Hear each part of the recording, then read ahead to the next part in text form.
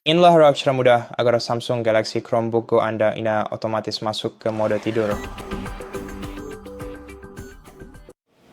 Jadi, untuk mengubah pengaturan tidur layar atau tampilan, Anda harus membuka Pusat Kontrol di sini, lalu klik status baterai Anda saat ini, dan kemudian ubah nilainya ke opsi ini atau yang ini dari sleep menjadi keep display on.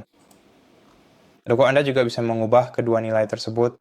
Jadi nilai-nilai ini mewakili keadaan yang berbeda dari laptop. Yang ini untuk saat laptop Anda terhubung ke listrik, dan yang satunya lagi untuk saat laptop Anda menggunakan daya baterai. Dan pada dasarnya seperti itulah caranya. Terima kasih telah menonton video ini. Jika video ini membantu Anda, silakan pertimbangkan untuk berlangganan ke channel kami. Beri kami like dan komentar di bawah. Dan sampai jumpa di video berikutnya.